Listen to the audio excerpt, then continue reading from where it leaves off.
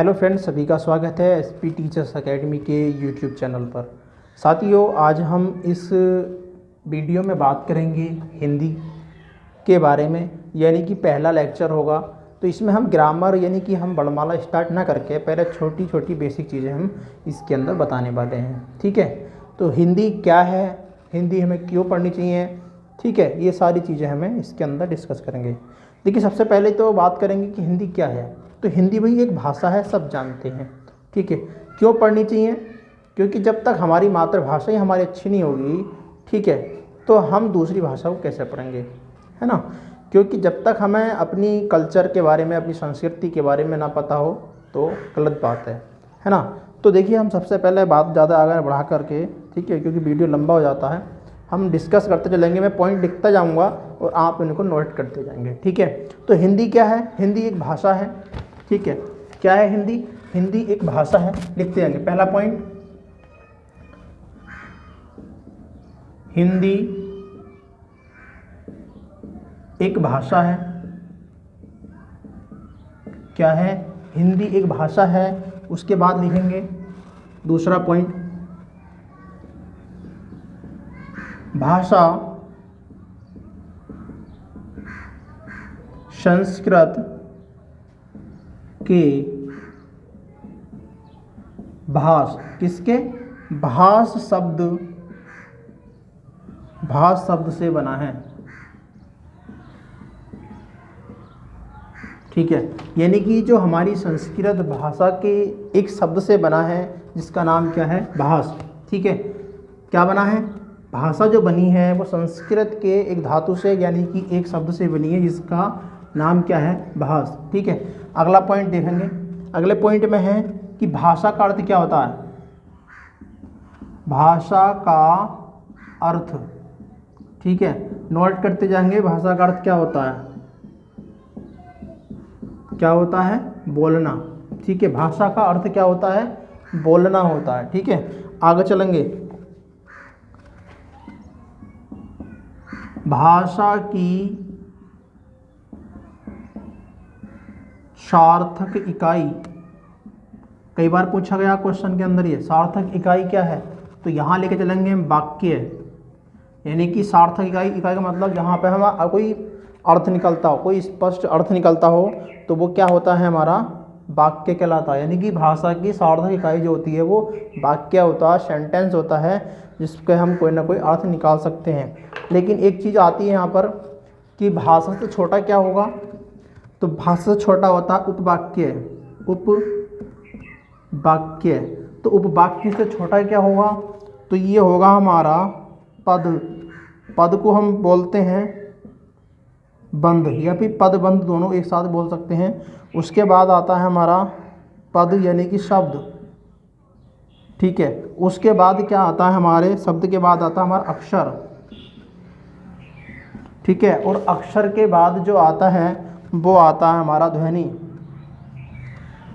ध्वनि यानी कि इसको हम वर्ण के नाम से जानते हैं। किसको जानते हैं? वर्ण के नाम से। यानी कि सबसे बड़ा क्या हो, सबसे छोटी क्या होती है? चलेंगे ध्वनि। ध्वनि से बनता है अक्षर, अक्षर से बनता है एक शब्द, एक शब्द से बनता है पदबंध, और उसके बाद उपवाक्य, उसके बाद वाक्य। अब यहाँ पर एग्जाम्पल लें तो हम यहाँ बात करते हैं कि अगर हम बात करें ध्वनि की, तो ये कै, यानी कि हलंत लगा दिया इसके अंदर मैंने, तो ये ध्वनि हुई कै।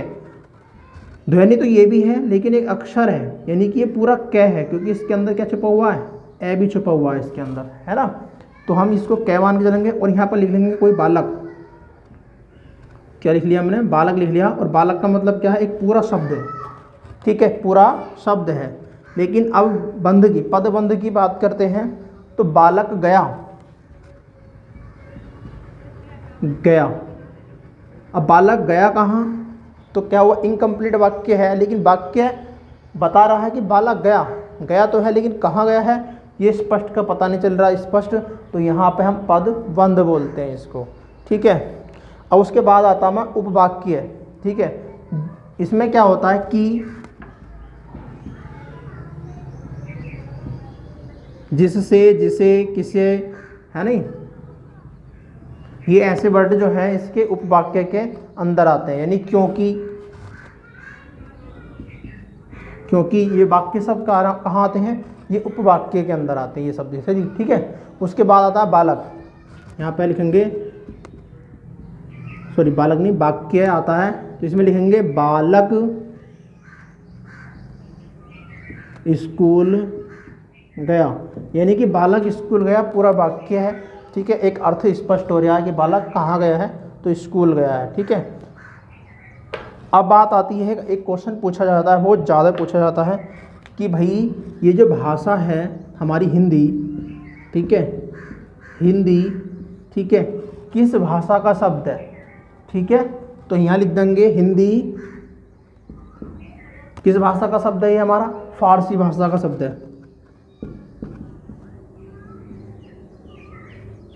फारसी भाषा का शब्द है, ठीक है।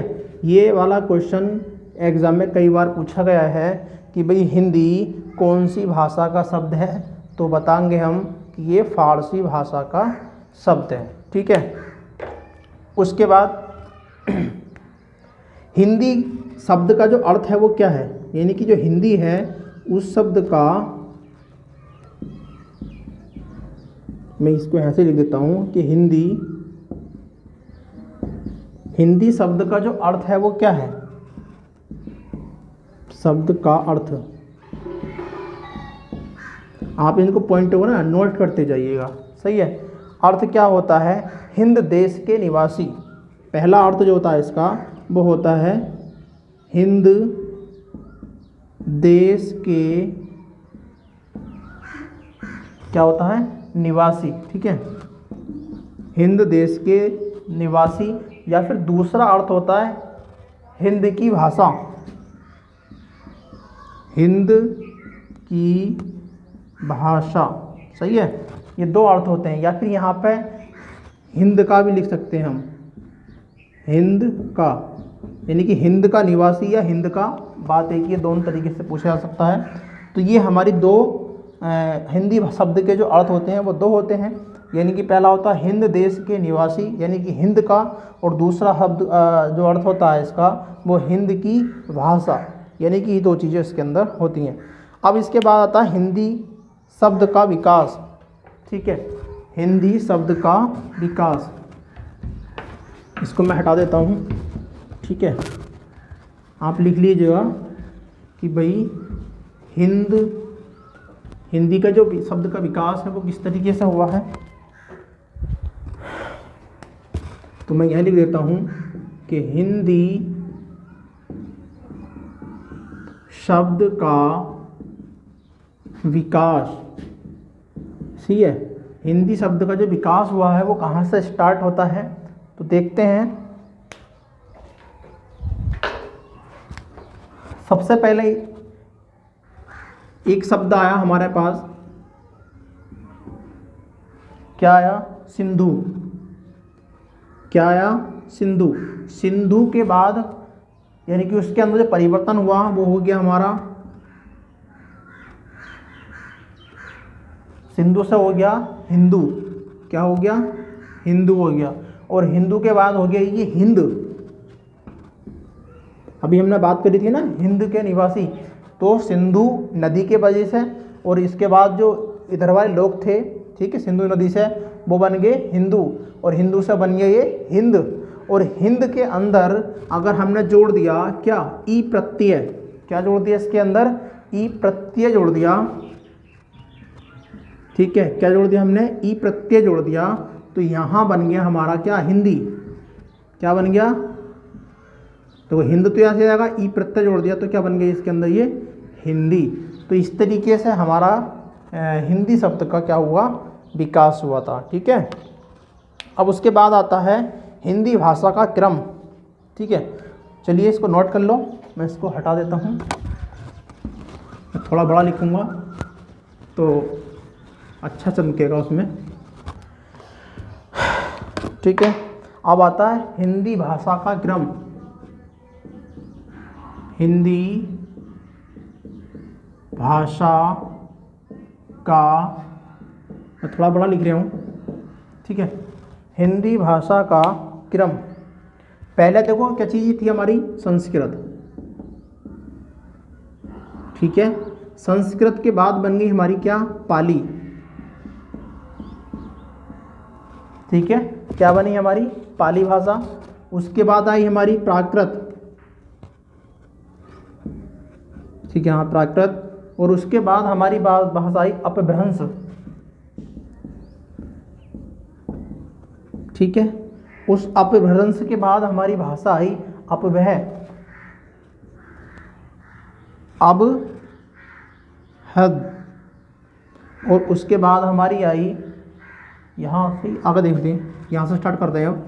उसके बाद हमारी भाषा हुई प्रारंभिक, प्रारंभिक या फिर प्राचीन बोल सकते हैं, प्रारंभिक या प्राचीन, प्राचीन हिंदी। और उसके बाद आ गई हमारी आधुनिक हिंदी, जिसको हम आज बोलते हैं। तो कहाँ से स्टार्ट होती है, संस्कृत से। संस्कृत के बाद क्रम जो है हमारा क्या है, पाली भाषा। और पाली भाषा से हमारी प्राकृत, और प्राकृत से क्या, अपभ्रंश। और उसके बाद अपभ्रद, और उसके बाद प्रारंभिक यानी कि प्राचीन हिंदी। और उसके बाद हमारी आधुनिक हिंदी का विकास होता है, ठीक है। अब इसके अंदर और मोस्ट इम्पोर्टेंट जो बातें हैं वो हम बात करेंगे, जैसे कि